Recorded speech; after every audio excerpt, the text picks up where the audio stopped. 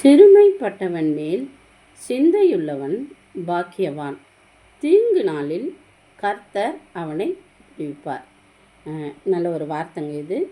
உலகத்தில் நிறைய சிறுமைப்பட்ட ஜனங்கள் இருக்கிறாங்க, ஏழைங்க இருக்கிறாங்க, இல்லை உடம்புக்கு முடியாமல் இருக்கும். சிறுமை என்பது என்னென்னா, ஒன்று ஏழையாக இருப்பாங்க, இல்லை வசதி இருந்தும் அவங்களுக்கு என்ன பண்ணாது, அவங்கள பாதுகாக்கக்கூடிய ஒரு சூழ்நிலை இல்லாமல் ரொம்ப சிரமப்பட்டுருப்பாங்க. அவங்களுக்கு ஒரு உதவி செய்ய ஆள் இல்லாமல் இருப்பாங்க வேறு விதமாக.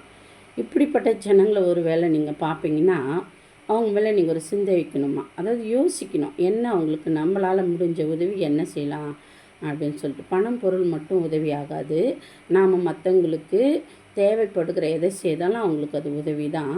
அப்படி உதவி செய்கிற நம்மளை தேவன் சொல்கிறாரு, நம்ம எப்படிப்பட்டவங்கன்னா பாக்கியவான் அப்படின்னு சொல்கிறாரு. அது ஒரு பாக்கியமாக நமக்கு. ரெண்டாவது, தீங்கு நாளில் அவனை விடுவிப்பார். ஹல்லேலூயா. இந்த உலகம் முழுசும் தீங்கு நிறைஞ்சிருக்குதுங்க. மனுஷனால் மட்டும் இல்லை, அநேக காரியங்களில் நமக்கு தீங்கு இருக்கு இல்லையா. அநேகர் பார்த்திங்கன்னா திடீர்னு நல்லா இருப்பாங்க, ஐயோ நைட்டு தூக்கத்தில் பாம்பு கடிச்சிருச்சு, அது ஒரு தீங்கு தான், பூச்சிகளினால் வர தீங்கு. இல்லை நல்லா இருப்பாங்க, பார்த்தோன்னா போகும்போது ஏதோ ஒரு அசம்பாவிதம், அதெல்லாம் ஒரு தீங்கு இல்லையா. தீங்கு நிறைந்த ஒரு உலகத்தில் நம்ம வாழ்கிறோம்.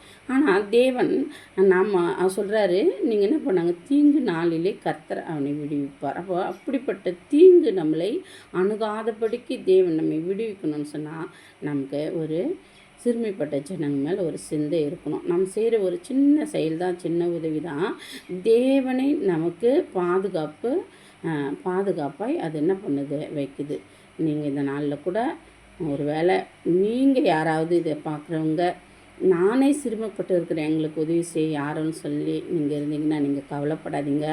கர்த்தர் உங்கள் மேல் நினைவாக இருக்கிறார். அவர் என்ன பண்ணுவார், ஒரு மனுஷனுக்கே இந்த வார்த்தையை சொல்கிறாருன்னு சொன்னால், அவர் எவ்வளோ உங்கள் மேலே ஒரு அக்கறையுள்ள தேவனாக இருக்கிறார் அவர். அதனால் நீங்கள் கவலைப்படாதீங்க. நீங்கள் இந்த நாளில் தேவன் உங்களை நிச்சயமாக உங்களுடைய தீங்கிலிருந்து ஒரு விடுதலை கொடுத்து அவர் உங்களை பாதுகாக்க அவர் போதுமானவராக இருக்கிறார். ஆமேன்.